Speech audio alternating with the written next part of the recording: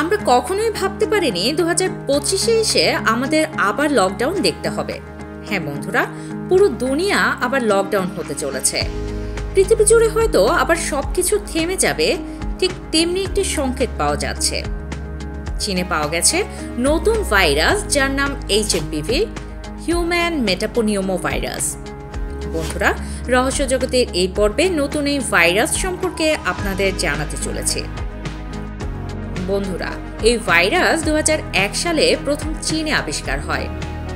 বিজ্ঞানীরা এই ভাইরাসটি শনাক্ত করেন যখন তারা শ্বাসতন্ত্রের সংক্রমণের জন্য নতুন ধরনের প্যাথোজেনের অনুসন্ধান করছিলেন। এর আগে HMPV এর অস্তিত্ব জানা ছিল না এবং এটি মূলত শিশুর শ্বাসতন্ত্রের সংক্রমণ কারণ হিসেবে চিহ্নিত করা হয়।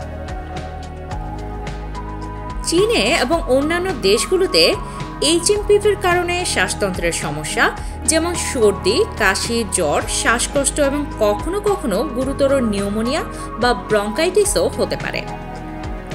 এটি সাধারণত শীতকাল বা বসন্তকালেই বেশি ছড়ায় এবং অন্যান্য শ্বাসতন্ত্রের ভাইরাসের মতো HMPVর সংক্রমণও বাতাসের মাধ্যমে, কাশি বা হাঁচির মাধ্যমে ছড়ায়। HMPVর বিস্তার এবং প্রভাব নিয়ে এখনও গবেষণা চলমান। দিনে দিনে এই রোগ চীনে মহামারীর মতো আকার ধারণ করছে। যদিও সরকারিভাবে কোনো গণনা করা হচ্ছে না, কিন্তু ডাক্তারদের ভাষ্য মতে নিয়মিত এই রোগীর সংখ্যা বেড়েই চলেছে। এমনকি হাসপাতালে জায়গা দিয়েই কঠিন হয়ে পড়ছে। আর এই রোগে বেশি আক্রান্ত হচ্ছে আমাদের প্রিয় মানুষগুলোই, যেমন শিশু ও বয়স্করা।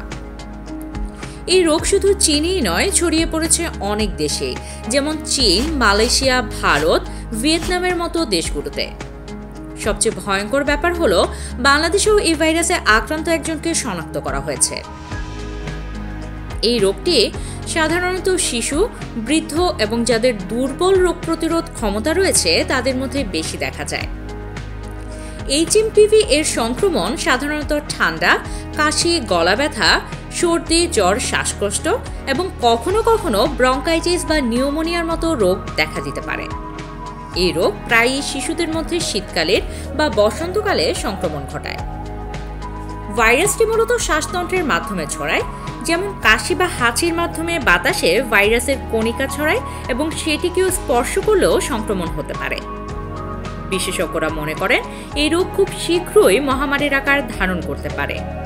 আর মহামারীর আকার ধারণ করলে হয়তো 2025 সালেই আমাদের আবারও লকডাউন দেখতে হতে পারে। বর্তমানে HMPVর জন্য কোনো নির্দিষ্ট অ্যান্টিভাইরাস বা চিকিৎসা নেই, তবে রোগীর উপসর্গের ভিত্তিতে চিকিৎসা দেওয়া হয়।